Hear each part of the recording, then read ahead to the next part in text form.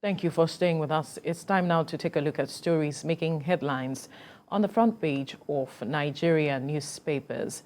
And I begin with This Day newspaper. The major story here says, Buhari finishing strong, seeks support for APC, Tinubu. Buhari finishing strong, seeks support for APC, Tinubu. You'll find all the details on the front page of This Day newspaper. We move now to the Punch newspaper. Countdown to handover. Federal Executive Council holds last session. Governors dissolve cabinets. Countdown to handover. Federal Executive Council holds the last session. Governors dissolve cabinets. You'll find all the details on the front page of the Punch newspaper. We move now to the front page of the Daily Trust. As the Federal Executive Council winds down, Buhari seeks Senate's approval for 539 billion naira judgment debt pay. And some writers here says directs ministers to remain in office till May the 29th. We gave our best, President tells cabinet members. Recent actions not illegal but morally defective. Don speaking. All right, you find all the details on the front page of the Daily Trust. And to the front page of the Leadership newspaper, life after Asurok.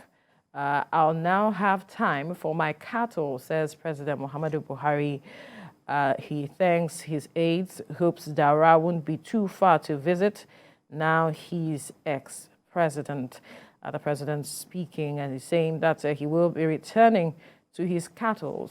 And he'll have time for them now that he will be winding down from office come May the 29th. You find all the details on the front page of the Leadership newspaper, Kemi.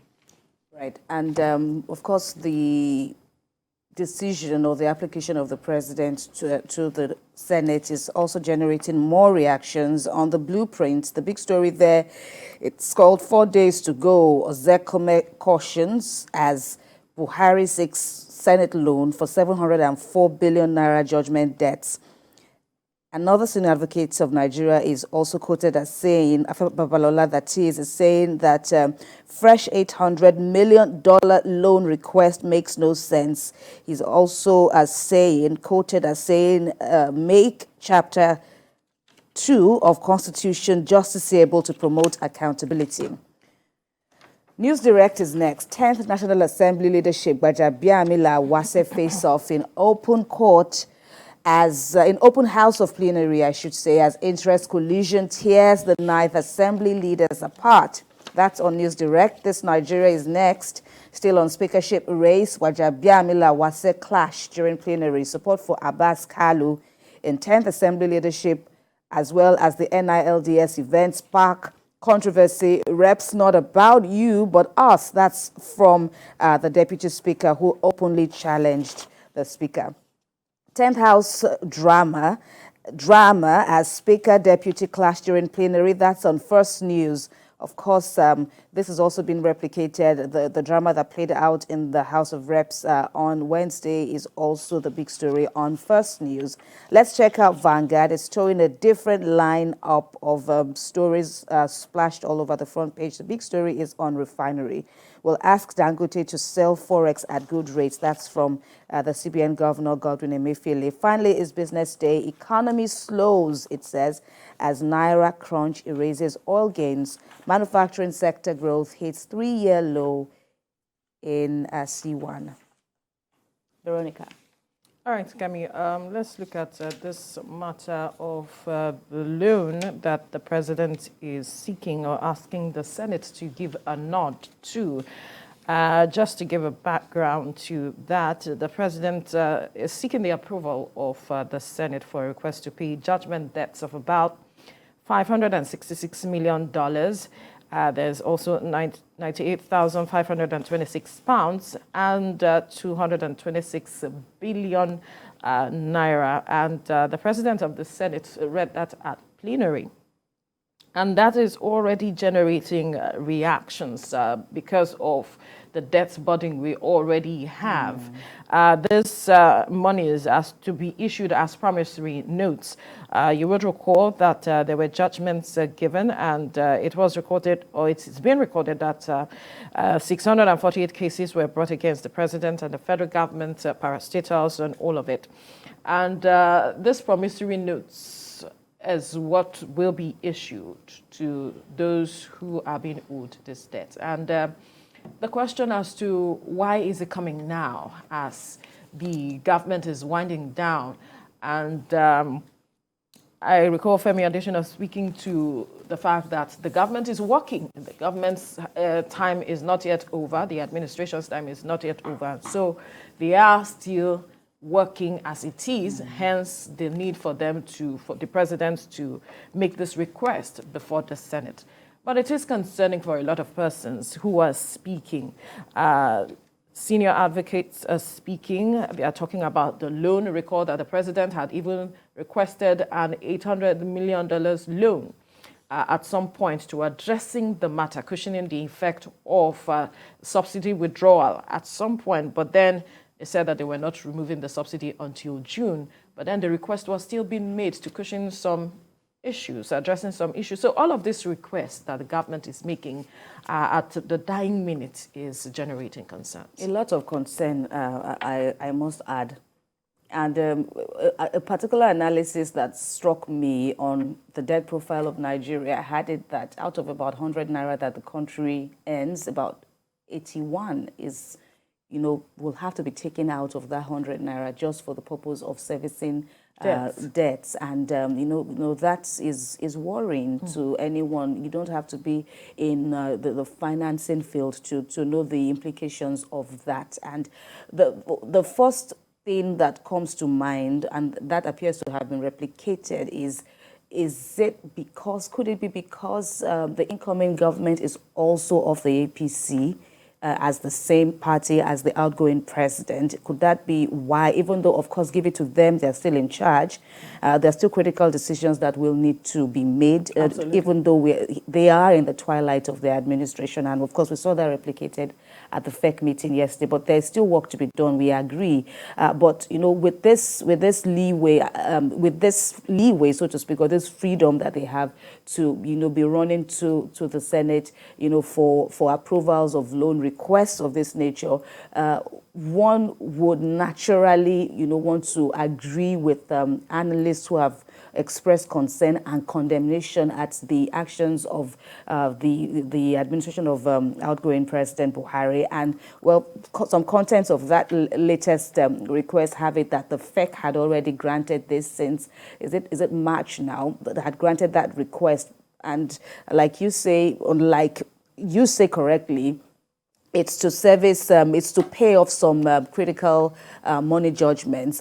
But, I think it may fly, it may not fly, but in the words of Babalola, a senior advocate of Nigeria, he's saying that on a good day, no right-thinking lawmaker should approve that. That's his opinion, but then we don't know how far it will go before time runs out on the lawmakers themselves, to leave and then bring on board a new assembly. But my takeaways would be, I think I would stand with, some other analysts who have said, I hope EFCC and other law enforcement regulatory agencies are, watching, because they should. This is like a good test for them to come in. You don't have to be called for them to come in and, investigate, this transaction, so to speak. There's also a call for the judgment themselves. Recall the P&ID scandal, that earned Nigeria so much, liabilities to be paid, running to millions, at least $9 million. And of course, that is now subject of investigation, and the government trying to work out a way of reducing that cost, with officials even, implicated, so to speak. People are even on trial for how Nigeria earned that huge penalty. So perhaps to be also a good place to advocate for investigation of these judgments. Yes, the courts have spoken and said federal government should pay those monies, the MDA should pay those monies, but it shouldn't be just like that. But then if the judgments are indeed legal judgments, if they are valid judgments, the government, monies have to be paid, because people have also raised, even in legal circles, of why now? Why is the government just paying, That's the question obeying? I asked Why is the government? Why now? They are even saying, why is the government just obeying now, obeying those judgments? Because courts have spoken, governments have been accused severally of not obeying lawful orders and judgments of court. So it's a good thing that the government now sees the need to obey those lawful orders, but the timing is also interesting. Yes, questionable as it stands. And this also brings to the fore the matter of the Senate approving some of these requests being made by the president, because according to the law, the Senate has the right and the capacity to question some of these requests. But there are those who are saying that because it seems the Senate in the Ninth Assembly seemed like a rubber stamp Senate. Whatever request the president made, they approve it. Whatever request he makes, they approve it. That is why we have this huge debt burden. Because when you already understand what our debt burden is, and we are still getting requests, you should begin to ask questions as the Senate to question all these requests being made by the president, coming from the executive and all of it. But then again, how does the incoming administration begin to manage all of these debt burdens is the question on the minds of a lot of persons, because they are already seeing the handwriting on the wall that this incoming administration has its work cut out for them with regards to this debt burden. How do we ensure that we run a government that is as effective despite having, this matter of debt burden? How do we ensure that we address these matters? Yes, the president-elect has said that he is going to make tough decisions. And we are wondering how he is going to go about this. There are talks about, okay, he has a history of having managed Lagos without getting the required monies at the time. But then this is Nigeria. We are not looking at an isolated situation. We are looking at the country in general. How do we manage the country with this huge debt burden moving forward for this administration? There are those who are saying that is this current administration setting traps, booby traps for the president-elect as it is, with all of these requests and loans that it is seeking at this time, because it is looking unhealthy. It remains to be seen how the Tinubu incoming administration of the president-elect, Bola Tinubu, how it will affect, hopefully positively, but it indeed remains to be seen. A lot have been said about it. And this period is also crucial. This last few days is also crucial. One would expect that there would be like a hand beyond the handover, ministry by ministry, that there should be some form of handover relationship, engagement between the outgoing minister and the incoming minister. I don't know what template has been set in the past when a new minister, more so from a new administration, comes on board. I don't know what template is there existing already, and if we might also need to tweak it a little bit, especially where critical decisions have been made and government is a continuum, so to speak. You are bound by, at least to an extent, you're bound by decisions of the previous governments. Because some even also advocated that this loans should also have been kept for the incoming government. Let them decide how they want to address some of these issues. Exactly. Yeah. So it has really sprung up a heated debate by many keen observers, and it really remains to be seen how far this will go and how this will impact on the governance, various challenges before the incoming administration. It is really key. And like you mentioned, because there was a matter that we had a conversation, I think 2 days ago, talking about how we secured loans to get CCTVs in Abuja, and the matter is before the courts. SERAP is challenging that. And one of the ministers, the Minister of Finance, is saying that she cannot give account as to what happened with the monies that was borrowed for that project, because the project failed.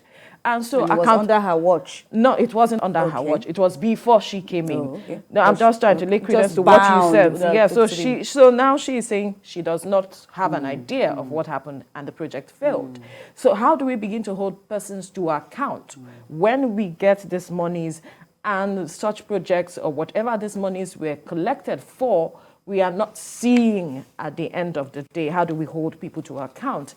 And like you mentioned earlier, this is where the ICPC, the EFCC should begin to get themselves together to beam their searchlight on ensuring that accountability is something that we get at the end of the day. True. With regards to whatever monies we are looking out to collect or borrow as it is, because whether we like it or not, it has its implication on governance. Sure.